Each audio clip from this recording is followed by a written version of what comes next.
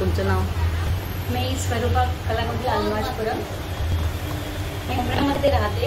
इथे मी वेगळीच मार्केटिंगसाठी आलेली मरीन लाईनला मंगलास मार्केटमध्ये. तर हे जे मी आता सहज पाहिलं आहे काय म्हणून चौकशी केली तर बाहेर मला बोर्ड दिसलं आणि मला इतका आनंद झाला की देवाला भेटल्यावर जसा आनंद होतो तसा. कारण लेडीजचा कोणीतरी विचार केला आणि खास म्हणजे ह्या प्रॉब्लेमसाठी.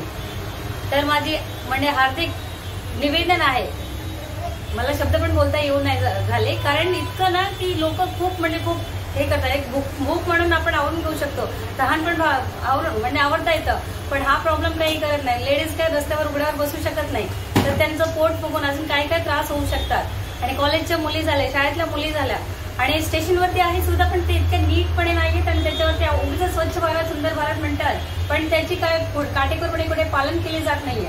आणि जे मेन मार्केट्स आहेत अख्ख्या मुंबई म्हणा किंवा पूर्ण महाराष्ट्रात म्हणा, मेन म्हणजे जे ठाणे जिल्हा आहे, मुंब्रा आहे, डोंबिवली या साईडला, तर कुठलेही असो प्रत्येक स्टेशनवर कृपया बीएमसीने ही सुविधा द्यायला पाहिजे असं माझी कळकळीची विनंती आहे.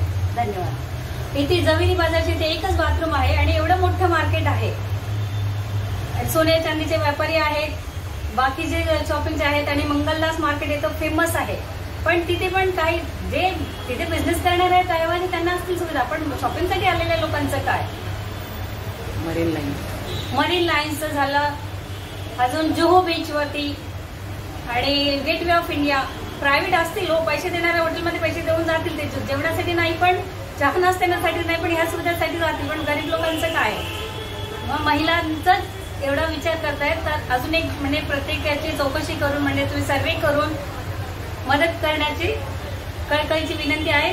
विदाऊट पे असं म्हणत नाही, तुम्ही 5 रुपये आकारा, 10 रुपये आकारा, पण सुविधा द्या.